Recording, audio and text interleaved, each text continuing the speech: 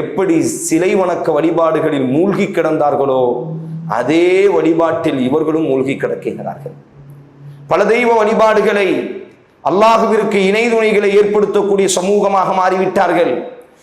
அல்லாஹ் ரப்புல் ஆலமீன் இவர்களுக்கு முந்தைய தலைமுறையைத்தான் அல்லாஹ் அழித்து இவர்கள் கண்களுக்கு முன்னால் காட்டியிருந்தார். ஆது சமுதாயத்தினுடைய வழித்தோன்றர்கள் இவர்கள். ஏதோ 1000 வருடம், 2000 வருடம், 3000 வருடத்திற்கு பின்னால் வாழ்ந்தவர்கள் அல்ல இவர்கள். தங்களுக்கு முந்தைய காலகட்டத்தில் ஒரு கூட்டம் இதே பாவத்தை செய்ததினால் அழிக்கப்பட்டார்கள் என்று அல்லாஹ் ரப்புல் ஆலமீன் கண்களுக்கு முன்னால் இவர்களுக்கு உணர்த்தி இருந்தான். ஆனால் இவர்கள் அதை கொண்டெல்லாம் பாடம் பெற்றுக் கொள்ளவில்லை. அவர்கள் செய்து கொண்டிருந்த அதே தவறை இவர்களும் செய்ய ஆரம்பித்தார்கள். பல தெய்வ வழிபாடுகளை, அல்லாஹுவிற்கு படைத்த இறைவனுக்கு இணை துணைகளை ஏற்படுத்தினார்கள். இறைவனின் பெயரால் பல்வேறு விதமான கற்சிலைகளை இவர்கள் வடிவமைத்தார்கள். இவைதான் உண்மையான இறைவன் என்பதாக இவர்களுக்கு இவர்களினுடைய கைகளால் உருவாக்கப்பட்டதையே தங்களினுடைய வாழ்வினுடைய நன்மை தீமைகளை தீர்மானிக்கும் என்பதாக நம்பினார்கள். இதை தாண்டி அல் குர்ஆனில் அல்லாஹ் ரப்புல் ஆலமீன் பதிவு செய்கிறான், செல்வ செழிப்பு இவர்களுக்கு அதிகமானதினால் உலகத்தில் இவர்கள் மூழ்கி விட்டார்கள் என்று அல் குர்ஆனில் அல்லாஹ் பதிவு செய்கிறார். உலகத்தினுடைய மோகம் என்பது இவர்களுக்கு அதிகமாக இருந்தது. மாட மாளிகைகளும், மலைகளிலே வீடுகளும், விவசாய நிலங்களும் நினைத்தவுடன் உடனடியாக பறித்து சாப்பிடக்கூடிய அளவிற்கு காய்கனிகளை அல்லாஹ் ரப்புல் ஆலமீன் இவர்களினுடைய வீடுகளுக்கு மத்தியிலேயே அமைத்து கொடுத்திருந்ததினால் உலகத்தினுடைய மோகம் என்பது இவர்களுக்கு அதிகமாக மாறிவிட்டது.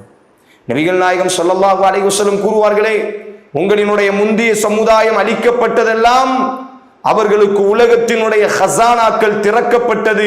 அந்த உலகத்தினுடைய மோகத்தில் அவர்கள் போட்டி போட்டார்கள், ஆதலால் அழிந்து நாசமானார்கள். உங்களினுடைய விஷயத்திலும் நான் அதை பயப்படுகிறேன் என்று அல்லாஹ்வின் தூதர் கூறினார்களே. உலகத்தினுடைய செல்வ செழிப்புகள் திறக்கப்பட்டவுடன் இதுவே நிரந்தரம் என்பதாக இவர்கள் மூழ்கி விட்டார்கள். இது மிக முக்கியமான எச்சரிக்கை. வாழ்க்கையில் எந்த சூழலில் நமக்கு உலகத்தினுடைய இன்பங்கள் கிடைத்தாலும், உலகத்தினுடைய சுகபோகங்களில் நாம் அனுபவிக்கக்கூடிய நேரம் வந்தாலும் ஒவ்வொரு நேரத்திலும் நம்முடைய உள்ளம் என்ன உணர்த்த வேண்டும் என்று சொன்னால், இந்த உலகம் என்பது நிரந்தரம் இல்லை, இந்த உலகத்தை விட்டு நாம் பிரிந்து செல்ல வேண்டும். அதைத்தான் அல்லாஹ் பதிவு செய்கிறான், யா அய்யுஹன் நாஸ் இன்ன வஅதல்லாஹி ஹக்குன் ஃபலா தகுர்ரன்னகுமுல் ஹயாத்துத் துன்யா.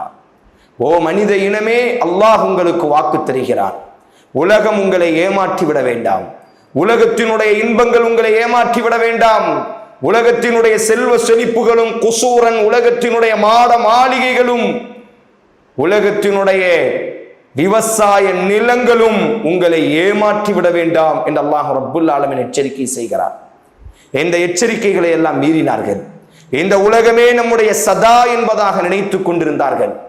இந்த உலகத்தினுடைய இன்பம் என்பது அனுபவிக்க மட்டுமே என்பதாக நினைத்துக் கொண்டு உலகத்தினுடைய எல்லா இன்பங்களையும் அனுபவித்து அல்லாஹுவை மறந்து வாழ்ந்தார்கள். அதைத்தான் அல்லாஹ் சொல்கிறான், வலகத் கذب அஸ்ஹாபுல் ஹிஜ்ரில் முர்சலீன். 15வது அத்தியாயம் 80வது வசனம். மலைப்பாறை வாசிகள் நம்முடைய இறை தூதர்களை பொய்யாக்கி கொண்டிருந்தார்கள். அந்த சமூகத்திற்கு அனுப்பப்பட்ட சாலிஹ் அலைஹிஸ்ஸலாம் தன்னாலான எல்லா விதமான பிரச்சாரத்தையும் அந்த சமுதாயத்திற்கு நடத்தி காட்டுகிறார். குர்ஆன் பதிவு செய்கிறது, அந்த சமுதாயத்திற்கு அவர்களினுடைய சகோதரரான சாலிஹை நாம் நபியாக அனுப்பி வைத்தோம். வைலா சமூத அஹாகும் சாலிஹன் قال يا قوم اعبدوا الله ما لكم من إله غيره هو أنشأكم من الأرض واستعمركم فيها فاستغفروه ثم توبوا إليه إن ربي قريب مجيب.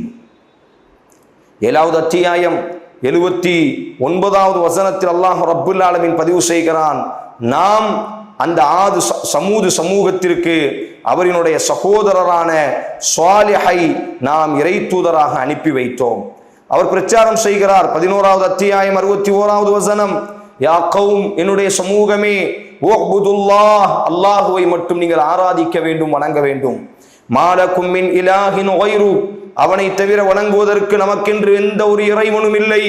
ஹுவ அன்ஷஅக்கும் மினல் அர்த், அந்த அல்லாஹ் உங்களை பூமியில் மிகச்சிறந்த சமூகமாக உண்டாக்கி இருக்கிறான், அதிலேயே உங்களை வசிக்கவும் செய்கிறான். எனவே வஸ்தக்ஃபிரு, அந்த அல்லாஹ்விடத்தில் நீங்கள் பாவ மன்னிப்பு தேடுங்கள்.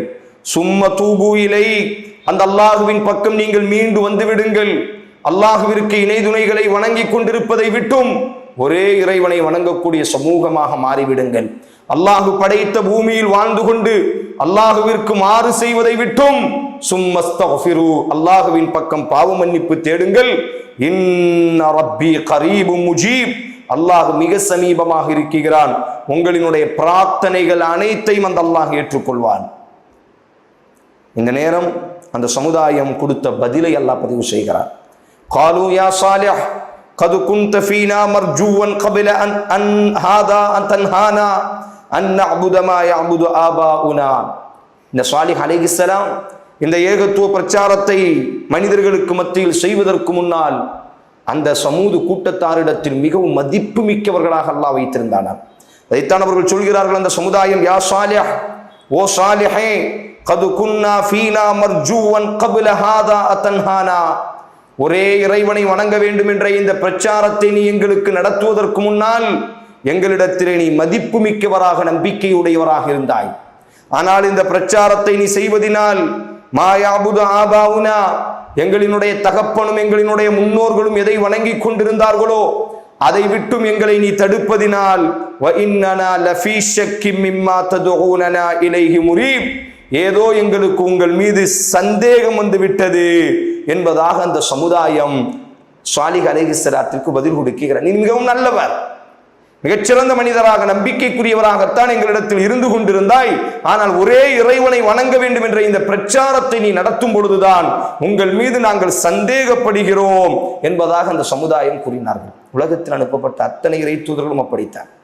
மிகச்சிறந்த இறைத்து நமது நபிகள் நாயகம் ஸல்லல்லாஹு அலைஹி வஸல்லம் இந்த லா இலாஹ இல்லல்லாஹுவை பிரச்சாரம் செய்வதற்கு முன்னால் அஸ்ஸாதிகல் அமீன், நம்பிக்கை குறித்தானவர், வாய்மையாளர், உண்மையாளர் என்று மக்கள் எல்லாம் புகழ்ந்தார்களே, அதே நேரம் ஒரே இறைவனின் பக்கம் மக்களை அழைத்த பொழுது அதே இறை தூதரை பொய்யர் என்பதாகவும் சூனியக்காரர் என்பதாகவும் அந்த மக்கள் தூற்றினார்கள். உலகம் முழுவதும் சத்தியத்தின் பக்கமும் நேரான பாதையின் பக்கமும் அழைக்கும் பொழுது மக்கள் துன்புறுத்தப்படுவார்கள். உலகத்தில் எல்லா இறை தூதர்களும் துன்புறுத்தப்பட்டார்கள். அதைத்தான் அந்த மக்கள் சொல்கிறார்கள், சாலிஹே, எங்களிடத்தில் நீ மிகவும் நல்லவராக இருந்தாய். எதுவரை நீ நல்லவர் தெரியுமா? எங்களினுடைய தவறை நீ சுட்டி காட்டாதவரை நீ நல்லவர். உலகமும் அப்படித்தான். தவறை சுட்டி காட்டி விட்டால் மக்கள் புறக்கணித்து விடுகிறார்கள். அதைத்தான் அவர்கள் சொல்கிறார்கள், ஒரே இறைவனை வணங்க வேண்டும் என்ற இந்த கொள்கையை நீ முழங்குவதற்கு முன்னால் வரை எங்களிடத்தில் நீ மிக நல்லவராக இருந்தாய். இந்த கொள்கையை நீ முழங்குவதினால் எங்களுக்கு இன்னஹு லஃபீ ஷக்கி மிம்மா ததுஊனனா இலைஹி முரீப், நீ அழைக்கக்கூடிய கொள்கையில் எங்களுக்கு மிகவும் சந்தேகம் இருக்கிறது. இப்பொழுது உன் மீதும் எங்களுக்கு சந்தேகம் வந்து விட்டது என்று அந்த மக்கள் விமர்சிக்கிறார்கள். காலயா கௌம், எனது சமூகமே, அரஐது மின் குன்து அலா பையினத்தின் மின் ரப்பி வஆதானி மின்ஹு ரஹ்மத்தன் ஃபமன் யன்சுருனி மினல்லாஹி இன் அஸைது ஃபமா தஸீதுனனி கைர தக்ஸீர். என் சமூகத்தார்களே, நீங்கள் கவனித்தீர்களா? நான் எனது இறைவனிடமிருந்து தெளிவான அத்தாட்சிகளை பெற்றிருக்க அவன் தன்னுடைய ரஹ்மத்தை எனக்கு வழங்கி இருக்கிறான். நான் அவனுக்கு மாறு செய்தால் அல்லாஹுவை விட்டும் எனக்கு உதவி செய்பவன் யார்? நீங்கள் எனக்கு இழப்பை தவிர வேற எதையும் நீங்கள் அதிகமாக்கி விட மாட்டீர்கள் என்று அந்த சாலிஹ் அலைஹிஸ்ஸலாம் கூறுகிறார். என்ன அர்த்தம்? சாலிஹே, நீ மிக நல்லவர், இந்த கொள்கையை விட்டுவிட்டு எங்களோடு நீ வந்துவிடு என்பதாக அந்த சமுதாயம் அழைக்கிறார்கள். அதற்கு அவர் சொல்கிறார், அல்லாஹ் எனக்கு அருளை புரிந்திருக்கிறான், நேரான பாதையை காட்டியிருக்கிறான், அல்லாஹ் என்னை இறை தூதராக தேர்வு செய்திருக்கிறான். நீங்கள் எதன் பக்கம் என்னை அழைக்கிறீர்களோ அதன் பக்கம் உங்களினுடைய மதிப்புக்காகவும் நீங்கள் என்னை மதிக்க வேண்டும், நீங்கள் என்னை மரியாதை செலுத்த வேண்டும் என்ற உலகத்தினுடைய அற்ப இன்பத்திற்காக, அல்லாஹ்வுடைய மார்க்கத்தை விட்டு உலகத்தின் இன்பத்திற்காக உங்கள் பக்கம் நான் சாய்ந்தால் ஃபமன் யன்சுருனி, அல்லாஹ்வுடைய தண்டனையில் இருந்து எனக்கு யார் உதவி செய்வார்கள்? நீங்கள் இந்த உலகத்தில் உங்களினுடைய கொள்கையை நான் மறுக்கும் பொழுது, நீங்கள் செய்து கொண்டிருக்கக்கூடிய தவறை நான் சுட்டி காட்டுவதினால் என்ன மிகப்பெரிய இழப்பு எனக்கு ஏற்பட்டு விட போகிறது? உங்களை இழப்பதை விட எனக்கு உலகத்தில் மிகப்பெரிய இழப்பு ஒன்றும் எனக்கு ஏற்பட போவதில்லை என்பதாக சாலிஹ் அலைஹிஸ்ஸலாம் அந்த சமுதாயத்திற்கு தன்னுடைய பிரச்சாரத்தை தீர்க்கமாக அந்த இறை தூதர் வெளிப்படுத்துகிறார்கள். இன்னும் குர்ஆன் நமக்கு பதிவு செய்கிறது. 26வது அத்தியாயம் 140